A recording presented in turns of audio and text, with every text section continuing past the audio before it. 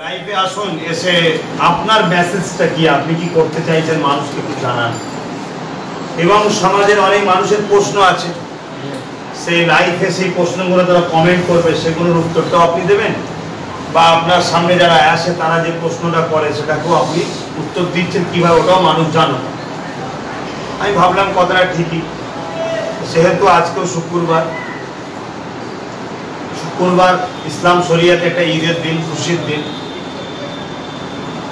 সেই খুশির দিনে, ঈদের দিনে আমি একটাই কথা সর্বপ্রথম বলবো, আমার টার্গেট, আমার লক্ষ্য, আমার ইচ্ছা দুর্নীতিমুক্ত সমাজ গড়ে আমার দেশবাসী জাতি ধর্ম বর্ণ নির্বিশেষে প্রত্যেকটা মানুষের মুখে হাসি ফোটাতে চাইছি।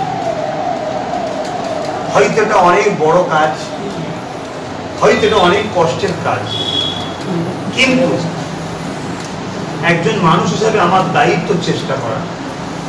আমি প্রথম দুজনকে নিয়ে চেষ্টা করেছি, 4 জন হয়েছে, 8 জন হয়েছে, 16 জন হয়েছে, 1000 জন হয়েছে, লাখ হয়েছে, আজকে কয়েক লক্ষ যুবক এসেছে। এই একটাই কথা যে আমরা দুর্নীতি মুক্ত সমাজ গড়ব, দেশকে ধর্ম নিরপেক্ষ দেশ, ধর্ম নিরপেক্ষতা বজায় রেখে দেশ যেভাবে বিগত দিন চলছে সেটাই রাখবো। এবং দেশের সংবিধানের উপরে কেউ যদি ক্ষতি করতে চায় তাদের প্রতিরোধ করব। এবং আমাদের পরের জেনারেশন, এই বাচ্চাগুলোর হাতে আমরা কলম তুলে দিতে চাই, খাতা তুলে দিতে চাই, এরা যেন দেশ ও দেশবাসীর গর্ব হয়, ডাক্তার, উকিল, জজ, ডিএম বিভিন্ন ডিপার্টমেন্টে যেন পৌঁছাতে পারে। এই জায়গায় সর্বপ্রথম আমি একজন মুসলিম ধর্মের অনুসারী, আমি একজন মুসলিম ইসলাম ধর্মের অনুসারী। আমি রাজনীতি করি, সমাজনীতি করি, ব্যবসা নীতি বলি, যে কোনো জায়গায় আমি যাই করি না কেন আমার পরিচয়টা কিন্তু থাকবে আমি ইসলামের অনুসারী এবং ভারতের নাগরিক। ধর্মের দিক দিয়ে আমি ইসলামের অনুসারী, আর একজন নাগরিক হিসাবে আমি হলাম ভারতীয়। তাহলে আমার এই দুটো পরিচয়কে সামনে রেখে আমি ধর্মীয় মানুষের কাছে এবং ভারতীয় মানুষের কাছে সবার কাছে আমি কিন্তু মেসেজ দিচ্ছি, সবার উদ্দেশ্যে কথা বলছি। সর্বপ্রথম আমি এ কথা বলবো, আমি একজন ইসলামের অনুসারী হিসেবে আমার জন্য যেমন নামাজ ফরজ, রোজা ফরজ, হজ ফরজ, যাকাত ফরজ, কলেমা তো সর্বপ্রথম কাজ। সেহেতু আমার সাথে সাথে সমাজে কোনো অন্যায় হলে এই অন্যায়ের প্রতিরোধ করা, ওটাও আমার জন্য দায়িত্ব, কর্তব্য, আমার জন্য জরুরি। হযরত নবী মুহাম্মদ সাল্লাল্লাহু আলাইহি ওয়াসাল্লামকে জিজ্ঞাসা করা হলো, অন্যায় যদি হয় তখন আমাদের করণীয় কি? আল্লাহর নবী বললেন, অন্যায় হচ্ছে কেউ দেখলো, যদি তার ক্ষমতা থাকে হাত দিয়ে প্রতিরোধ করার, সে যেন হাত দিয়ে এই অন্যায় প্রতিরোধ করে। নিশ্চয়ই আমরা জানি এটা ধর্ম নিরপেক্ষ দেশ, গণতান্ত্রিক দেশ, সর্বধর্মের মানুষ এই ভারতবর্ষে বসবাস করে। আমার দেশের একটা আইন আছে, এই আইন আমরা কখনো হাতে নিয়ে কাজ করতে পারি না। দ্বিতীয় নম্বর, রাসূল পাক সাল্লাল্লাহু আলাইহি ওয়াসাল্লাম বললেন, তোমরা অন্যায় দেখলে হাত যদি প্রতিবাদ করার ক্ষমতা তোমাদের না থাকে, তুমি কমজোর, দুর্বল, তুমি পেরে উঠতে পারবে না, তাহলে তুমি মুখ দিয়ে কমসে কম প্রতিরোধ করো। চলে আসুন আমার দেশের সংবিধানে। আমার দেশের সংবিধান আমাকে পাওয়ার দিয়েছে, ক্ষমতা দিয়েছে, তুমি বাক স্বাধীনতা আছে, তুমি অন্যায়ের প্রতিরোধ করতে পারো। এই জায়গায় দেখা যাচ্ছে আমার ইসলাম বললো অন্যায়ের প্রতিরোধ করো। তুমি যদি কমজোরি হও, সাহসী না হও, মুখ দিয়ে করো। আর আমার দেশও আমাকে বলেছে প্রত্যেকটা মানুষ তার স্বাধীনতা আছে, তার কথাকে প্রস্তাব করতে পারে। এই জায়গায় দাঁড়িয়ে থেকে বর্তমান আমি দেখতে লেগেছি যেভাবে মুসলিম, Dalit, Adivasi, civil caste, civil tribe, Hindu, গরিব মানুষদের উপরে যেভাবে অত্যাচার জুলুম হচ্ছে ৭৩ বছরে 10% মানুষ যেভাবে শোষণ করছে, ইতিহাস পড়ে বা বর্তমান চোখে দেখে আমি উপলব্ধি করেছি এই অন্যায়ের প্রতিবাদ করা, এই অন্যায় থেকে মানুষকে বাঁচানোর জন্য সুব্যবস্থা তৈরি করা যেমন আমার ইমানি দায়িত্ব, আমার নেতা হযরত মুহাম্মদ সাল্লাল্লাহু আলাইহি ওয়াসাল্লাম আমাকে করতে বলেছে একটা যেমন কাজ, অপরদিকে আমার দেশের সংবিধানও আমাকে বলেছে তুমি যদি প্রকৃত দেশের সৈনিক হও, প্রকৃত দেশপ্রেমিক হও, দেশের যদি সন্তান হও, তাহলে তোমার উচিত হবে দেশের নাগরিকের নিরাপত্তার জন্য তোমাকে কথা বলতে হবে। তাই আপনাদের সামনে এবং সোশ্যাল মিডিয়ার মাধ্যমে, পীরজাদা এমডি আব্বাস সিদ্দিকী ফেসবুকের মাধ্যম দিয়ে, বিএপিএস এর মাধ্যমে আমি সমস্ত মানুষ যেখানে আছেন সবাইকে সজাগ করতে চাইছি যে অন্যায় দেখলে প্রতিরোধ করা এটা আমার ধর্মীয় কাজ এবং ভারতীয় হিসাবে ভারতীয়র কাজ, সাংবিধানিক কাজ। আজকে আমি যখন দেখলাম এই ভারতবর্ষে মুসলিমদের ঘরে ৭৩ বছর ধরে বড় পরিকল্পিতভাবে শিক্ষাতে, স্বাস্থ্যেতে, কর্মতে সর্বদিক দিয়ে পিছিয়ে রাখা হচ্ছে, অথচ যারা পিছিয়ে রাখছে তারা নিজেদের গদিকে শক্ত করার জন্য যে দুর্নীতি করছে, এই দুর্নীতির কিন্তু প্রথম সারিতে যাদের ঘরে দিয়ে করাচ্ছে তারাই আবার কিন্তু মুসলমান। অর্থাৎ আমার ঘাড়ে বন্দুক রেখে স্বীকার করে সবকিছু তুমি নিচ্ছ, বদনামের ভাগিদারটা আমি হচ্ছি, উপরন্তু আমার ঘাড়ে আবার তুমি স্বীকার করা দিচ্ছ।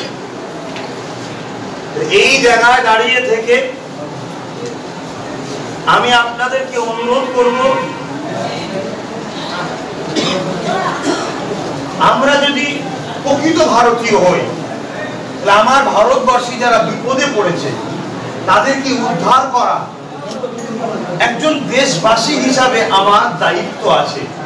এবং আপনি যদি ইসলামের অনুসারী হন তাহলে আপনি দুটো দিকের কাজ পেলেন, একদিকে ধর্মীয় আবার সওয়াবও পাবেন।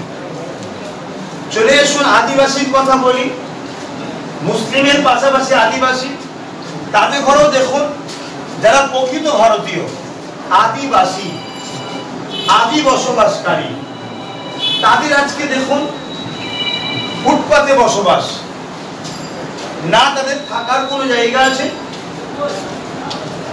পিডব্লিউ রোডের ধারে, ভেস্টল্যান্ডে, খাস জায়গায়, সরকারি পাট্টার জায়গায়, অর্থাৎ নিজের সম্পত্তি, নিজের নামে যেটা রেজিস্ট্রেশন সম্পত্তি সেটা নাই। অথচ ভারতটা প্রকৃত কিন্তু তাদেরই, ৫,০০০-৬,০০০ বছর ধরে যুগ যুগে তারা কিন্তু প্রকৃত ভারতীয়। আজকে দেখুন তাদের উপরে কি অত্যাচার, কি জুলুম হচ্ছে। এই জায়গায় দাঁড়িয়ে থেকে আমি একজন দেশের নাগরিক হিসাবে আমার দায়িত্ব, আমার কর্তব্য ওই আদিবাসী ভাই বোনগুলোকে তাদের অধিকার দেওয়া, তাদেরকে বাঁচাবার চেষ্টা করা, তাদের পাশে দাঁড়ানো, এটা দেশের নাগরিক হিসাবে আমার দায়িত্ব। সংবিধান আমাকে দায়িত্বও দিয়েছে, তাই আমি কথা বলছি। এবার চলুন আমি ধর্মগুরু হিসেবে, মুসলিম ঘরের ছেলে হিসাবে আদিবাসীর পাশে দাঁড়ালে আমার কি ফায়দা আছে, এটা চলবে কি চলবে না। ইসলামকে যারা ভুল বুঝে আছে তাদের কাছে আমি বলবো ইসলাম সম্বন্ধে জানুন। আমার ইসলাম আমাকে বলেছে লা ইয়ারহামুল্লাহু মান লা ইয়ারহামুন নাস, যে মানুষের উপরে দয়া করে না সৃষ্টিকর্তার দয়া সে পাবে না। তাহলে আদিবাসীরা মানুষ না মানুষ নয়, সেহেতু ওনাদের পাশে দাঁড়ানোটাও এটা আমার ইসলামীয় একটা দায়িত্ব, আর আমার দেশবাসী হিসাবে ওটা একটা দায়িত্ব। চলে আসুন দলিতদের কথা, যে ডক্টর বাবা সাহেব আম্বেদকর যিনি আমার দেশবাসীকে এই অধিকারটা দিয়েছে যে একজন রাজারও একটা ভোটের যেমন দাম আছে, ফুটপাতের ভিখারিটার ভোটের দাম কিন্তু সমান।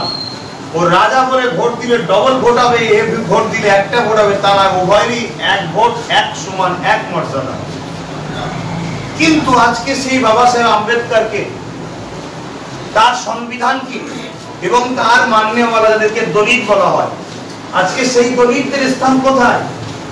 মিডিয়া খুললে দেখা যায় ইউপি থেকে শুরু করে রাজস্থান থেকে শুরু করে বিভিন্ন জায়গায়, আমার বাংলাতেও দলিতদের অধিকার নাই। ভোটের সময় একসাথে হিন্দু করা হয়, আর দলিতদের ঘরে তাদের কোনো পাত্রে ছোঁয়া বা মন্দিরে ঢোকার কোনো ইজাজত দেওয়া হয় না। তাদের উপরে অত্যাচারে স্টিল লড়াই চালাচ্ছে, তাদের ঘরে চাকরিতে, কারবারে, স্বাস্থ্যে, এডুকেশনে সর্বদিক থেকে বঞ্চিত করে রেখেছে। এই জায়গায় আমি একজন দেশবাসী হিসাবে আমার দায়িত্ব, মানবতার দায়িত্ব, দেশের বাসী হিসেবে, দেশপ্রেমিক হিসাবে দায়িত্ব, আমার আদিবাসী দলিতদের হয়ে, এসটি এসবি প্রকৃত বঞ্চিত মানুষের হয়ে কথা বলার দায়িত্বটা আমার কর্তব্য। ধর্মের অ্যাঙ্গেলেও যদি যান, ওটাও আমার দায়িত্ব। ধর্ম আমাকে বলেছে যে তুমি যদি সৃষ্টির কর্তা, সৃষ্টিকে সেবা করো, সৃষ্টিকর্তা তোমার দায়িত্ব নেবে। তাহলে আদিবাসী, দলিত, এসটি এসবি, এই কি বলে সিভিল কাস্ট, সিভিল ট্রাইব, এরা যারা আছে বা আমরা মুসলিম আছি, আমাদের সবার সৃষ্টিকর্তা আলাদা আলাদা না একজন? কে কোন ভাষায় ডাকে তর্কে আমি ইখতিলাফে যাচ্ছি না, সৃষ্টিকর্তা একজন না দুজন? তাহলে আমাকে যিনি সৃষ্টি করেছেন তিনি Adivasi, Dalit, Santhal, civil caste, civil tribe, Hindu, Parsi, ব্রাহ্মণ, কি বলে শিখ, পাঞ্জাবি, খ্রিস্টান, সমস্ত মানুষকে করেছেন। তাহলে সৃষ্টিকর্তা সৃষ্টিকে সেবা করলে সৃষ্টিকর্তা তাকে সেবা করবে, তার মানে অর্থাৎ তার নিরাপদের দায়িত্ব নেবে, তাকে পরকালে শান্তির জায়গা দেবে, দুনিয়াতেও তাকে ভালো রাখবে। তাহলে একটা ধর্মের দিকেও আমার দায়িত্ব প্রত্যেকটা বঞ্চিত মানুষের পাশে দাঁড়ানো। এই জায়গায় দাঁড়িয়ে থেকে আমি পীরজাদা আব্বাস সিদ্দিকী, হ্যাঁ আমি কুরাইশ খানদানের সন্তান, আমি গর্বিত, আমার আল্লাহ দয়া করে আমাকে ওই পরিবারের একজন সদস্য করেছে, আমি নবী পরিবারের একজন সদস্য, আমি মুজাদ্দিদ জামান দাদা হুজুর রহমাতুল্লাহ আলাইহির খানদানের একটা উত্তরসূরি। আমি সেই জায়গায় দাঁড়িয়ে থেকে আমার ইসলাম আমাকে বলেছে মানব সেবা করো, দেশ সেবা করো, মহান কাজ। কে করছে কে করেনি তার ব্যাপার। আমাকে যখন আমার ইসলাম করতে বলেছে আমি করছি। আমার থেকে কেউ ভালো বুঝতো কি বুঝতো না, তারা কেন করলো না, এসব কথা কখন শরীয়তের দলিল হয় না। তিনারা আমার থেকেও অনেক মহান কাজ করেছে। তিনাদের সময়ের সিচুয়েশনটা ছিল সব থেকে বড় জিনিস যেটা ঈমান, ঈমানের তখন সমস্যা ছিল, তাই ঈমানের মেরামতের তেনারা সময় কাটিয়ে দিয়েছে। এখন আলহামদুলিল্লাহ আমাদের মধ্যে ঈমান আছে, কিন্তু ঈমানটা কমজোর হচ্ছে। কি কাজে? গরিবের উপরে জুলুম হচ্ছে, আমি চুপ আছি, ঈমান কমজোর হচ্ছে। পাড়া প্রতিবেশী গরিব মানুষ, আমার বোনটা প্রতিবেশী 22 বছর বয়স হয়ে গেছে, অর্থের জন্য বিয়ে হতে পারছে না, আস্তে আস্তে সে পাপ দিকে চলে যাচ্ছে, আমি ওর পাশে দাঁড়াতে পারছি না, আমার ঈমান কিন্তু কমজোর হচ্ছে। আমার পাড়া প্রতিবেশী 90% নম্বর পেয়েছে, গরিবের ছেলে, ভ্যান ছেলে, এবার দিনমজুরি করে খায়, সেই ছেলেটাকে ভালো জায়গায় পড়াশোনা করালে যে ডাক্তার, জজ, উকিল হতো, বড় জায়গায় পৌঁছাতো, তাকে পৌঁছাবার জন্য আমি ব্যবস্থা করতে পারছি না, চুপ করে বসে আছি, ভাবছি আমি চেষ্টা করলে পারবো। এটা কিন্তু ঈমানের কমজোরি হচ্ছে। কেন? ওই রাসূল বললেন অন্যায় দেখলে প্রতিরোধ যদি না করো ঈমান থাকবে না। আর শেষ অপশন রাসূল বললেন যে তোমার মুখ দিয়ে প্রতিবাদের ক্ষমতা না থাকে, অন্তর থেকে কমসে কম ঘৃণা করো। তাহলে বর্তমান সময়ে যারা গরিব, মুসলিম, দলিত, আদিবাসী, পিছিয়ে পড়া মানুষকে যারা লুটছে, সে রাজনীতির নেতা সেজে হোক, পাড়ার মোড়ল সেজে হোক, প্রধান সেজে হোক, কোনো পাওয়ার নিয়ে হোক, তাহলে আমাদের যদি ঈমান যার পরিমাণ থাকে, যদি ক্ষমতা থাকে, হাত দিয়ে প্রতিরোধ করতে হবে। গণতান্ত্রিক দেশে ওটা সম্ভব নয়, আইনকে হাতে নিয়ে যাবে না, তাই মুখ দিয়ে প্রতিবাদ করতে হবে। এটা গণতান্ত্রিক দেশে আমার দেশের সংবিধানও বলেছে। 3 নম্বর হলো যদি মুখ দিয়ে করার ক্ষমতা না থাকে, কমসে কম এখান থেকে ঘৃণা করো। অন্যায়কারীকে সাপোর্ট করা অন্যায়কারীর মতনই পাপ হবে। অন্যায়কারীকে ভোট দিয়ে ক্ষমতায় আনা, ও ক্ষমতায় এনে অন্যায় করে যে পাপ অর্জন করছে, ওকে ক্ষমতায় আনার জন্য আপনিও পাপী হবেন।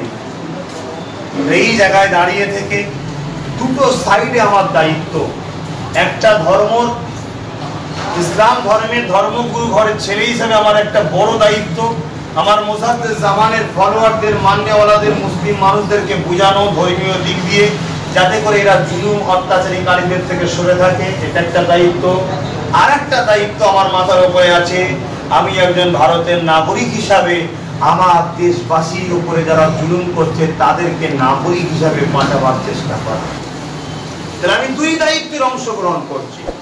কিছু মানুষ বলে, এরকম প্রশ্ন এসেছে, আপনি কি তাহলে কোরাইশ খানদানের প্রচারে রাজনীতিতে নামবেন?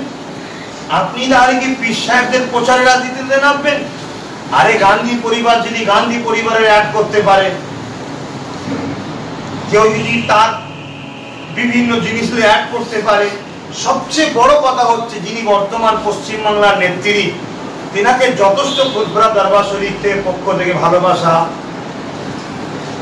গুরুত্ব, পক্ষপাতিত্ব সবটাই বলতে পারি, কম বেশি কেউ না কেউ তো করেছে। প্রকাশ্য হোক ভেতরে হোক সবার কিন্তু একটা সহযোগিতা কম বেশি ছিল। তিনিও ফুরফুরার তাবিজ দেখিয়ে যদি রাজনীতি করতে পারে, ফুরফুরার রেল দেখিয়ে যদি রাজনীতি করতে পারে, ফুরফুরায় উন্নয়ন পরিষদ করবো বলে যদি রাজনীতি করতে পারে, আমাকে যেটা সৃষ্টিকর্তা দিয়েছে, আমি কোরাইশ খানদানের বাচ্চা, নবী বলছেন কোরাইশের নেতৃত্ব মানতে হবে, এটা বলাতে আপত্তি কোথায়? মানুষ যদি ভুল রাস্তায় না চলে যায়, তাকে সৎ রাস্তায় আনার জন্য আমার কাছে যখন ইসলামিক রাস্তাতেও রাস্তা আছে, আমি কেন বলতে পারি না মানুষকে যে চলে আসো, একদিন কোন কোরাইশ রাজনীতির প্রকাশ্য নেতৃত্ব দেয়নি, ডাল উডাল করেছো। তুমি যদি মোস্তফা জানের রহমতের গোলাম হও, তোমার সর্বপ্রথম দায়িত্ব তোমাকে কোরাইশের নেতৃত্ব মানতে হবে। দ্বিতীয় নম্বর, তুমি একজন ভারতের নাগরিক হিসাবে তোমাকে তোমার দায়িত্ব একজন সৎ চরিত্রবান লোকের পাশে দাঁড়াতে হবে, যার দ্বারা কখনো ধোঁকা হওয়া সম্ভব হয়নি, বিগত দিন তো ধোঁকা তোমায় দেয়নি। এটা আমার প্রচার করাতে বলাতে আপত্তি কোথায় আসছে? এই জায়গায় দাঁড়িয়ে থেকে ভাই, দেশ সেবা, মানব সেবা, এই দুটো সেবাতে আমি মুসলিম, দলিত, আদিবাসী এবং মুসলিমদের মধ্যে অনেক দলে বিভক্ত হয়ে গেছে, এটা দুঃখ আমাদের। সেই সকল জামাত দলের লোকেদেরকে বলবো, এই দুটো শর্তে আমরা এক জায়গায় হতে রাজি আছি। আপনারা যদি চান আগে আসতে পারেন, আমার দরজা খোলা রয়েছে। আমি আপনাদের ঘরে যথাযথ মর্যাদার সাথে আপনাদের সঙ্গে দেশ ও দেশবাসীকে বাঁচাবার স্বার্থে কাঁধে কাঁধ মিলিয়ে, হাতে হাত মিলিয়ে বন্ধুত্ব করতে রাজি আছি।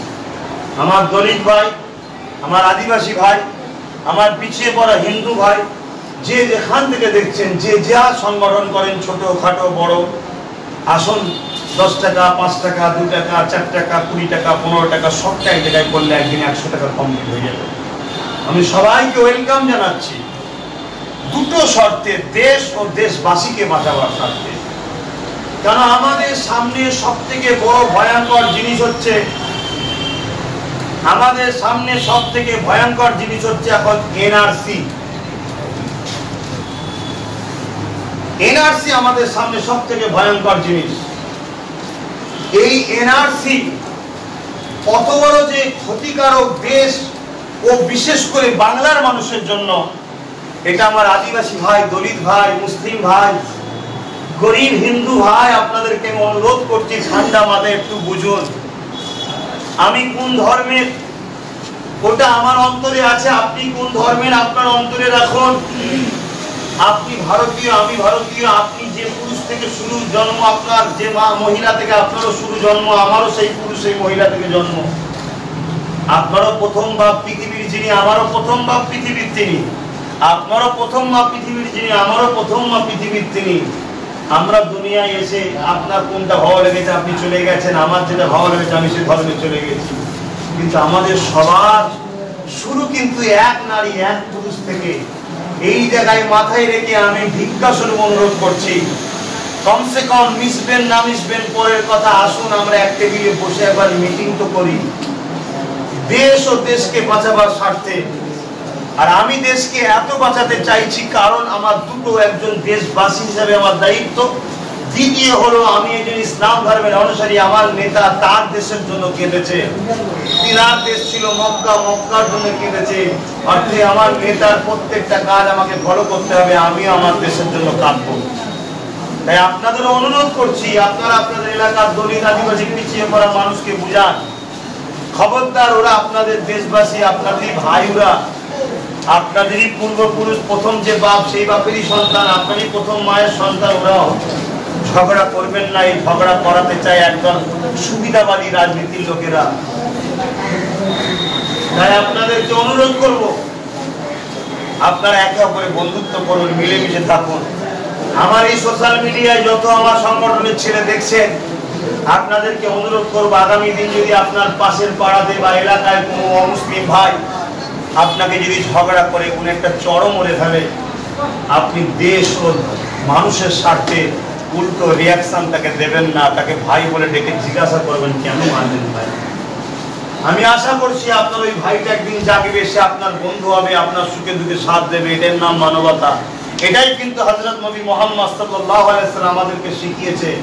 আমার নবী বিশ্বকে জয় করেছে প্রেম দিয়ে, সুন্দর আখলাক দিয়ে, সুন্দর আদর্শ দিয়ে, ন্যায় প্রতিষ্ঠিত করে।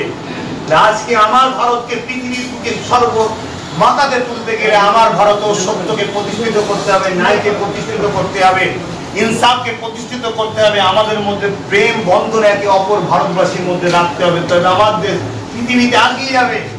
না হয় আমরা 50 থেকে শুরু করে 60 থেকে শুরু করে 100 টাকা তেল, পেট্রোল, ডিজেল কিনবো, আলু পেঁয়াজ 100, 150, 200, 400 টাকা লঙ্কা কিনে, 150 টাকা লঙ্কা কিনে খেতে হবে। কিন্তু দেখা যাবে ওরা ঠিক ওদের কাজ গুছিয়ে যাবে, দেশকে লুটিয়ে যাবে। যেখানে প্ল্যাটফর্মের টিকিট ছিল 4 টাকা 2 টাকা, আজকে সেটা 50 টাকায় কাটতে হচ্ছে, তাতেও অসুবিধে নাই। প্লেন থেকে শুরু করে সব একটা একটা চলে যাচ্ছে, কিন্তু আমরা এখানে নিজেদের মধ্যে দেশবাসী খেয়ে করে যাচ্ছি, মারপিট করে যাচ্ছি। আমি একজন আঞ্চলিক গ্রামীণ মানুষ ভাই, আমার ভাষা হয়তো একটু আঞ্চলিক ভাষা হবে, অত শুদ্ধ ভাষা না, তবে মনটা কিন্তু শুদ্ধ আছে। শুদ্ধ ভাষা বলে কাউকে জবাই করার থেকে যদি আঞ্চলিক ভাষা বলে কাউকে বাঁচানো যায়, মনে করি এটাই শ্রেষ্ঠ, এটাই শ্রেষ্ঠ। তো যাক, আজকে প্রথম আসলাম, আমি প্রতি শুক্রবারে আসবো। আশা করছি আপনারা আমার কথা বুঝতে পেরেছেন। 2021-এর বিধানসভাতে দেশ সেবা, মানব সেবার জন্য আমি আব্বাস সিদ্দিকী রাজনীতি প্ল্যাটফর্মে আসছি অলরেডি, তার জন্য প্রচার শুরু হচ্ছে। বর্তমান আমি যে সংগঠন চালাই, গুরপ্রাসা আহলে সুন্নাত ওয়াল জামাত, এই সংগঠনের ব্যানারটা কিন্তু রাজনীতির ব্যানার নয়। এই সংগঠন কোনদিন রাজনীতি করবে না, এই সংগঠনের মেম্বার যারা তারাও রাজনীতিতে আসবে না, কিন্তু এনারা ভোট দেবে আমার কথা। আমি যে রাজনীতির দলটা তৈরি করব বা সাপোর্ট করব, তাকে ভোট দেবে, আমি যাকে দিতে বলবো। কথা মাথায় ঢুকছে? অতএব প্রতিটা জাতি, ধর্ম, বর্ণ নির্বিশেষে সবাইকে আমি আমন্ত্রণ জানাচ্ছি, আসুন দেশ সেবা, মানব সেবা, এই দুটো শর্তে। মুসলিম সমাজের মধ্যে কিছু ভুল বুঝাবুঝি আমাদের জুজিয়াত মসলাতে আছে। ইসলামের মূলে আমাদের কোনো ইখতিলাফ নাই, জুজিয়া মসলাতে যে ইখতিলাফ আছে যাদের সঙ্গে, তিনাদের উদ্দেশ্য করে বলবো, দেশ সেবা ও মানব সেবা এই দুটো জায়গাতে আমরা আসুন এক জায়গায় হই। তাই আগামী দিন এনআরসিটা যে কঠিন জিনিস, আপনারা যেন ঠান্ডা মাথায় ভাবুন, 2003-এ এই একটা তৈরি হয়েছে, এতে সই করেনি এমন কোন দল, এই যে বর্তমান যে বড় বড় দলগুলো আছে, বাম, কংগ্রেস, টিএমসি, এরাও সই করেছে। শুধু বিজেপি একা যে করেছে তা না, এরাও সই করেছে। তাহলে এই জায়গায় দাঁড়িয়ে থেকে কারোর উপর তো ভরসা করতে পারছি না, তাহলে এমন একটা দলের উপর ভরসা করবো যারা সই করেনি, সেই দল তো বাংলায় নাই। তাই বাধ্য হয়ে নিজেরা মুসলিম, দলিত, আদিবাসী এক জায়গায় হয়ে আমরা একটা সেকুলার ফ্রন্ট তৈরি করে আমরা একটা দল তৈরি করব। এনআরসির হাত থেকে সর্বপ্রথম আদিবাসী, দলিত, মাতুয়া, মুসলিম সমাজের গরিব মানুষকে বাঁচানো দরকার। খুব ঠান্ডা মাথায় বলুন, এনআরসি হলে সব থেকে বেশি যারা বিপদে পড়বে তারা হলো মাতুয়া সম্প্রদায়। মাফ করবেন আমার কথাই মাতুয়া ভাইদের খারাপ লাগে, মাফ করবেন, কিন্তু আপনাদের ভালোবাসায় বলছি, ভালোবাসায় আমার কোনো কাজ যদি ভুল হয়ে যায় ধরিয়ে দেবেন, কিন্তু গালিগালাজ করবেন না। গালিগালাজ করাটা ভদ্রের পরিচয় না। সেই জায়গায় মাতুয়া ভাইরা সবচেয়ে বড় বিপদে পড়বে। আর মাতুয়া ভাইদের ঘরে যদি প্রকৃত এনআরসিতে নাগরিক দিয়াই হতো, এতই যদি দরদি হতো, তাহলে মাতুয়া ভাইরা আজকে ভূমি পুজোতে পানি আর মাটি পাঠিয়েছিল, সেটা কিন্তু গ্রহণ করা হয় না, এদেরকে অপমান করা হয়েছে। কারণ এটা নিচু জাতিরা, এদেরকে বলা হয় নিচু জাত, অর্থাৎ এদের ওপরে ওঠার কোনো অধিকার নাই। দ্বিতীয় নম্বর কথা হচ্ছে, বিপদে পড়বে আদিবাসীরা, কেন তাদের নিজেদের জায়গার কোনো দলিল দেখাতে পারবে না, যেগুলো আছে সব পাট্টা, ডিবিসির জায়গা। কথা বুঝে আসছে? 3 নম্বর মুসলিম আপনারা। কেন? আপনাদের কাগজপত্র দলিল থাকার পরও আপনারা বিপদে পড়বেন। বাবরি মসজিদের সব থাকার পরও যদি মসজিদ যদি ইনসাফ না পায়, আপনার দলিল কাগজ থাকার পরও আপনি ইনসাফ পাবেন এটা ভাবছেন। এই জায়গায় দাঁড়িয়ে থেকে আমি আপনাদের অনুরোধ করব, আসুন আমরা সবাই দেশ ও দেশবাসী, এই ভারত আমাদের ছিল, আছে, থাকবে। কারো ভিক্ষায় কারো দয়াতে আমরা ভারতের বেশি নাই। আমরা নিজেদের ভারতকে নিজেরা করেছি, নিজেরা স্বাধীন করেছি, নিজেরা নিজেদের কৃতিত্বে বেঁচে আছি। নিজের ভারতে গর্বের সাথে আগামী দিন বেঁচে থাকবো। আমাদের বাচ্চারা মসজিদে আযান শুনে ইফতার করবে। যে ধর্মের ভাইরা যে ধর্মের শিক্ষা দিচ্ছে তার বাচ্চারা তাদের ধর্মের কালচার নিয়ে চলবে, তারা তাদের মতো করে কিভাবে থাকবে, তাদেরও সেটা স্বাধীনতা। তবে আমি সবাইকে দাওয়াত দেবো, সবাইকে বলবো যে আসুন আমরা শান্তির দিকে আসি, আমরা মিলেমিশে থাকি। কিন্তু আমরা এই সুশুরিতে পা দিয়ে যদি আমরা একে অপরের মধ্যে ঝগড়া শুরু করে দিই, আজ আপনি আমার মসজিদে যদি কারো প্ররোচনায় ঢিল মেরে দেন, তাহলে তখন আমি না মানলেও আমার সমাজের কিছু লোক হয়তো সহ্য না করতে পেরে আপনার একটা কোনো ধর্মস্থানে ঢিল মেরে দিবেন। আপনার ভালোবাসায় আঘাত কিন্তু আমি দিইনি, আপনি দিবেন। আপনি যদি আমার ধর্মস্থানে আঘাত না দিতেন তাহলে আমি আপনার ধর্মস্থানে দিতে পারতাম না। তাহলে আগে আপনি অন্যায় করলেন, স্বাভাবিক বুঝাবার জন্য বলছি। আমি যদি আমার মাকে প্রকৃত ভালোবাসি তাহলে আমার উচিত হবে না আপনার মাকে গালি দেওয়া, কারণ আপনার কাছে আপনার মাটা প্রিয়। তাহলে আমি যখন আপনার মাকে গালি দেবো, রিয়াকশন আপনি আমার মাকে দেবেন, এটা স্বাভাবিক। তাহলে আমার মাকে কিন্তু আমিই গালি খাওয়ালাম। যদি আমি আপনার মাকে না দিতাম আপনি আমার গালি দিতেন না। তাহলে আমি যদি প্রকৃত ইসলামকে ভালোবাসি, আমার উচিত হবে না অন্য ধর্মকে গালি দিয়ে অন্য ধর্ম সম্বন্ধে অ্যাটাক করা। যদি করি তাহলে ও রিয়াকশনে আমাকে দেবে, তাহলে আমি আমার ধর্মকে গালি খাওয়ালাম। যদি বলেন অনেকে তো করে, অনেকে যে যেটা পারছে করুক না, যে যেটা পারছে সেটা তার ব্যাপার, কিন্তু তারা করে কোনো ধর্ম প্রেমের জন্য করে না। তারা দুটো কারণে করে, একটা ধর্ম ব্যবসাকে টিকাবার জন্য করে, আর দ্বিতীয় নম্বর কথা রাজনীতির ফায়দা নেবার জন্য করে। তাদের এই তাদের এই মানে চরিত্রে যদি আমরা পা দিই, তাহলে আমাদের মধ্যে একটা বিরাট বড় ক্ষতি হয়ে যাবে, যে ক্ষতিটা আমার দেশের জন্য হবে। এই জায়গায় আমি অনুরোধ করলাম আপনাদের ঘরে যে আপনারা আমার কথা বুঝবেন। আজকে প্রথমবার আসলাম, প্রতি শুক্রবার দিন আমি আসব। আপনারা যার যা জানার প্রশ্ন করবেন, দূর থেকে কাছ থেকে আমি উত্তর দেবো। এখন যদি কারো কিছু কমেন্টে প্রশ্ন থাকে বলুন, বা আপনারা যারা বসে আছেন আপনাদের আমার রাজনীতিতে আসার ব্যাপারটা কোনো রকম প্রশ্ন গ্রামে অঞ্চলে আলোচনা হচ্ছে বা আপনাদের মনে জাগে, আপনারা করতে পারেন, আমি উত্তর দেবো। সেটাও দূরে কাছে সবাই শুনবে, আর দূরে কাছে যদি কেউ প্রশ্ন করেন সেটাও আমি উত্তর দেবো। রাজনীতিতে আসা মির্জা আব্বাস সিদ্দিকী যদি একটা সৎ চরিত্রবান লিডার তৈরি করে, একটা ভালো দল তৈরি করে মুসলিম গরিব আদিবাসী পিছিয়ে পড়া মানুষের গণতান্ত্রিক অধিকার দেয়, সংবিধানের অধিকার দেয়, এটা কি আমার ইসলামে হারাম আছে? এটা কি আমার সংবিধান আমায় বাধা দিয়েছে? তাহলে আমার আশাটা, কারো যদি কোনো আপত্তি বা প্রশ্ন থাকে আপনারা করতে পারেন।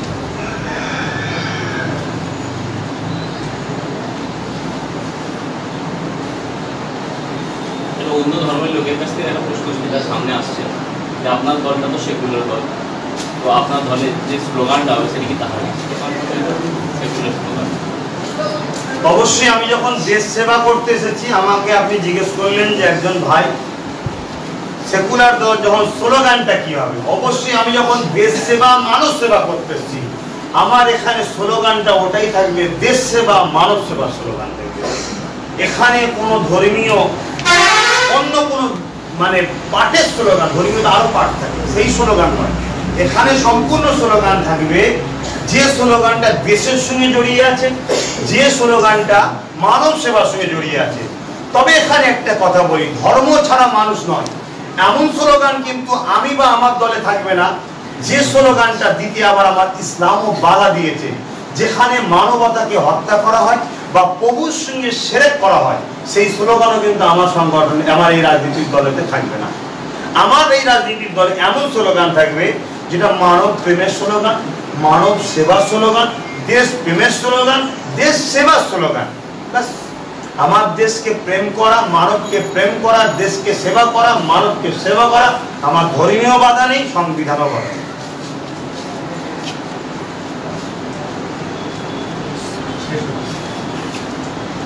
বলুন, আর কারো কিছু জানার থাকে বলুন।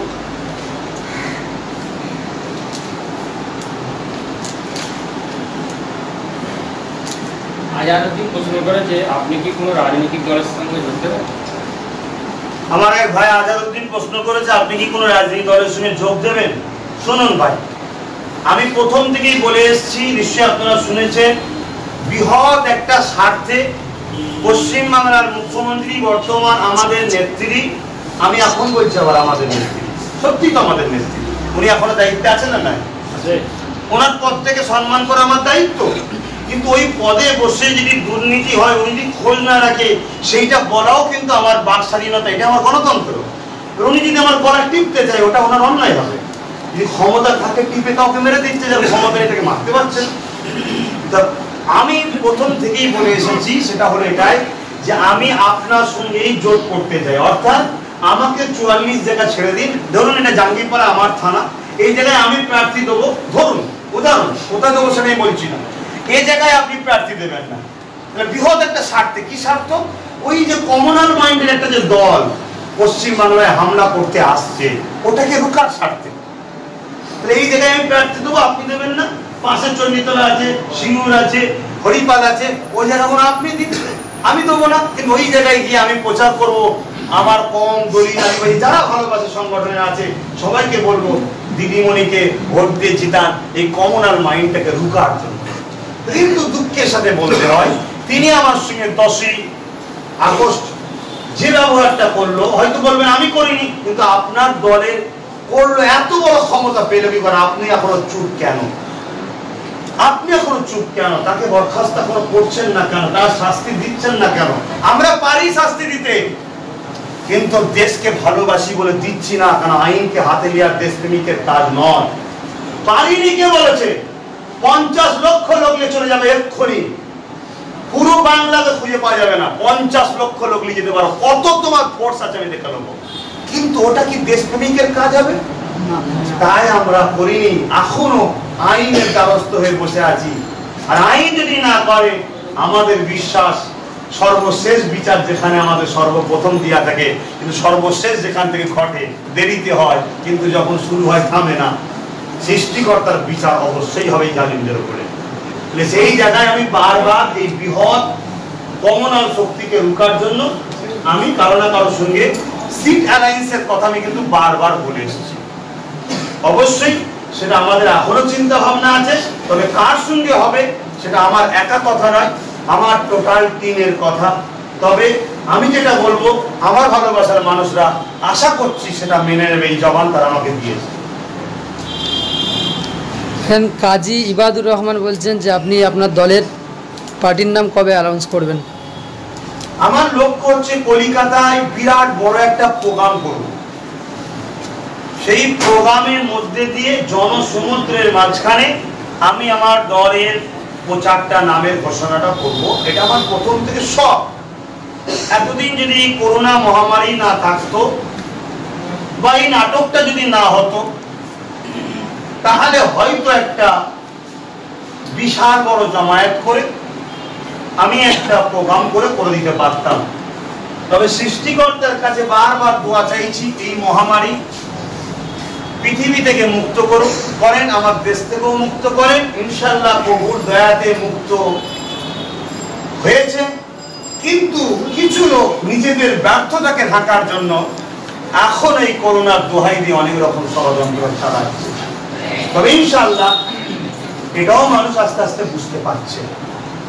তবে আমার প্রভু, আমাদের সকলের সৃষ্টিকর্তা, কখনো কখনো বিমার দেয় আমাদের ঘরে পরিবর্তনের জন্য, জুলুম অত্যাচার বন্ধ করার জন্য। সেটা তিনি আবার তুলে নিয়েছেন, ইনশাআল্লাহ আস্তে আস্তে কমে যাচ্ছে। খুব দ্রুত যেন সম্পূর্ণ কমে যায়, এই দোয়া প্রভুর কাছে চাই। ইসারা মিডিয়া প্রশ্ন করছে, আপনি জেতার পর জনগণের উদ্দেশ্যে আপনার অফার কি? সব থেকে বড় অফার হচ্ছে দুর্নীতি মুক্ত একটা সমাজ গড়ে, নিউ জেনারেশনের এডুকেশন, এবং আমরা যারা বর্তমান রয়েছে আমাদের সুন্দর চিকিৎসা, স্বাস্থ্য ব্যবস্থা এবং সাংবিধানিক যে মৌলিক অধিকারগুলো আছে, শিক্ষা, স্বাস্থ্য, অন্ন, বাসস্থান, এর যে দুর্নীতি ঘোটালা হয়ে আছে, এই সব মুক্ত করে একটা স্বাধীন নাগরিক মাথা তুলে যেন সুন্দর সমাজে বসবাস করতে পারে, এই অফারটা আমার পক্ষে।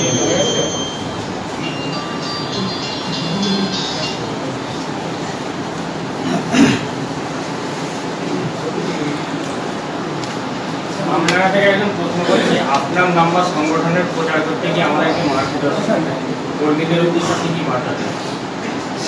এটা খুব দুঃখজনক একটা প্রশ্ন যে আমার সংগঠনের প্রচার বা আমার নম্বর আপনার প্রচার বা সংগঠনের প্রচার করতে গিয়ে তাদেরকে মার খেতে হচ্ছে। এটা অত্যন্ত দুঃখের বিষয়, কিন্তু এর মধ্যেই একটা বিশাল খুশির খবর লুকিয়ে আছে। একটা অরাজনৈতিক সংগঠনকে একটা বর্তমান রোলিং পার্টি রাজনীতির রাজশক্তির ভয় খাচ্ছে, এটা হচ্ছে বিরাট একটা খুশির খবর। আর মনে রাখবেন, ব্যথা না হলে সন্তান হয় না, কষ্ট না হলে শান্তি পাওয়া যায় না।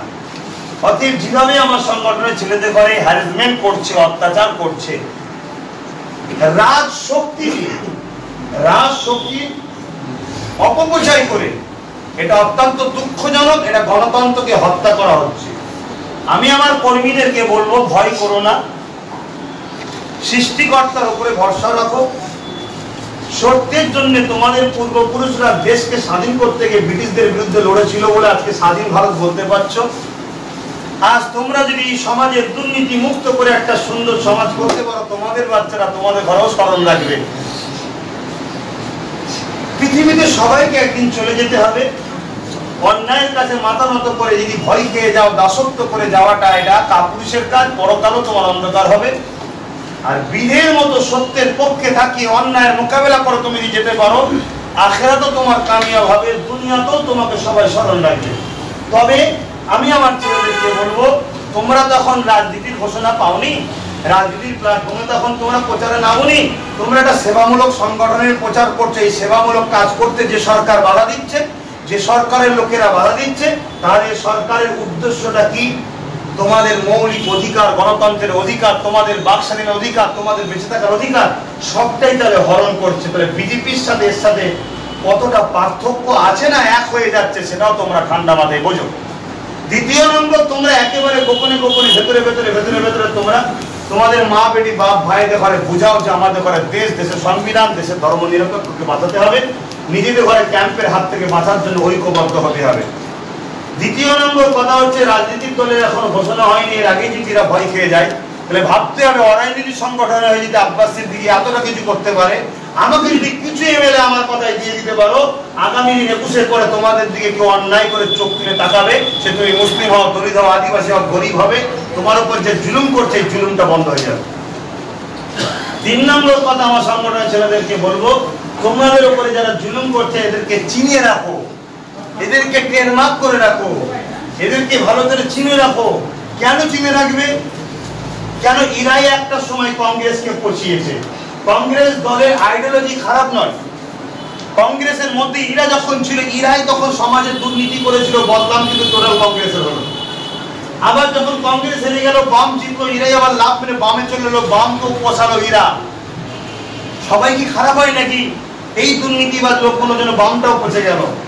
আবার এরা দেখুন টিএমসি তে ঢুকেছে, বর্তমান টিএমসি কিন্তু লাল টিএমসি হয়ে গেছে। অরিজিনাল যে টিএমসি, সে টিএমসি এখন সব জেল খাচ্ছে, ঘর ছেড়ে পালাচ্ছে, যারা টিএমসি কে এনেছে। সব এই চোরগুলো যারা বামকে নষ্ট করেছে, কংগ্রেসের আবার এতে ঢুকেছে। এই জায়গায় দিদিমণিকে ভালোবাসি বলেই বলেছিলাম যে এগুলোকে বাদ দিয়ে পুরাতন গুলোকে নেন, আর আসুন বৃহৎ শক্তিকে রুখার জন্য, কমনওয়েলথ শক্তিকে রুখার জন্য আমরা সবাই এক হয়ে যাই। জানি না তিনি কি কাজ করলো না, তেনার দলের লোক এই কাজ ব্যবহার করলে, কারণ তিনি সময় এলে জবাব দেবেন। তাহলে এই জন্য চিনে রাখতে বলছি। দেখা যাচ্ছে আমরা ইনশাল্লাহ যদি জিতে আসি, অবশ্যই ইনশাল্লাহ আশা রাখা যায় সৃষ্টিকর্তার দয়ায়, গরিব অসহায় দরিদ্র মানুষের চোখের পানির দুয়াতে আশা রাখা যায় জিতবো।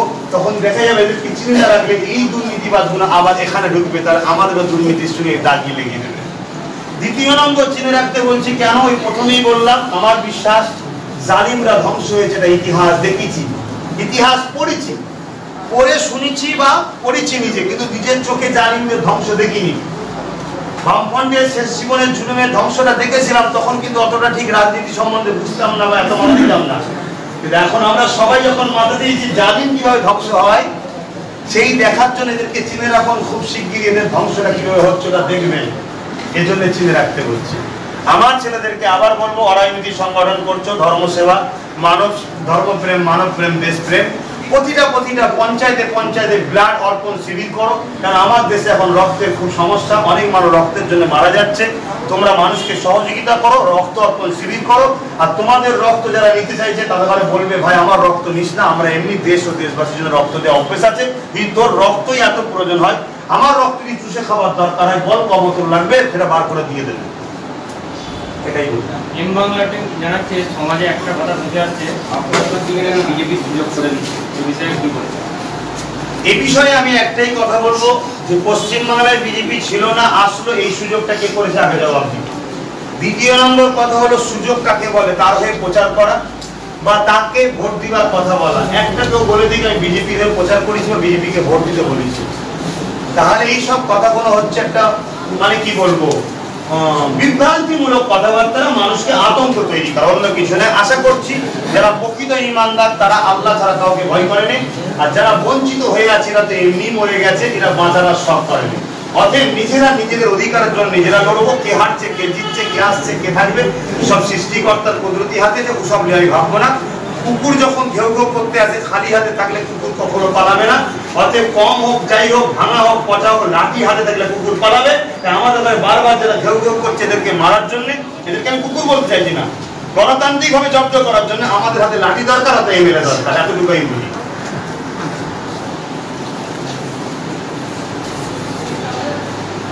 যাক, দুঃখিত আজকে আর নাই, অনেকটা হয়েছে। আসুন একটু ছোট করে দোয়া। আল্লাহুম্মা আল্লাহর কাছে যে যেখানে হাত তুলেছে আল্লাহ, জাতি ধর্ম বর্ণ নির্বিশেষে সবাই তো আপনারই সৃষ্টি, সবাইকে দুনিয়ায় সুখে শান্তিতে রাখুন, সবাইকে আপনার প্রেমিক বানিয়ে নেন, সবাইকে আপনার হাবিবের প্রেমিক বানিয়ে নেন, সবাইকে দেশ প্রেমিক বানিয়ে দেন, সবাইকে মানুষের প্রেম দিন, সবাইকে মিলেমিশে থাকার তৌফিক দিন, সবার রুজিতে কারবারে বরকত দিন, সবাই বাচ্চা ছেলে মেয়ের সুখে শান্তি থাকার তৌফিক দিন। আজ আমার ভারতবর্ষকে বিদেশি শক্তি থেকে বাঁচান আল্লাহ, আমার দেশকে আপনি 10টা উন্নত দেশের মধ্যে একটা করে দিন আল্লাহ। এই দেশ গরিবে নওয়াজের দেশ, এদের মুজাদ্দিদ আলমে সানির দেশ, এদের বাউদ্দিন নকশবন্দ হুজুরের দেশ। আল্লাহ এই দেশকে আপনি পৃথিবীর বুকে একটা শক্তিশালী উন্নত দেশ হিসেবে করুন। আল্লাহ দেশ সেবা মানব সেবাতে আমরা যারা এগিয়ে এসেছি, আমাদেরকে যারা বাধা দিচ্ছে এই জালিমদের হাত থেকে দেশ ও দেশের মানুষকে বাঁচাবার মতো আমাদেরকে শক্তি ক্ষমতা বুদ্ধি হিকমত দান করুন। লা ইলাহা ইল্লাল্লাহু মুহাম্মাদুর রাসূলুল্লাহ। আসসালামু আলাইকুম।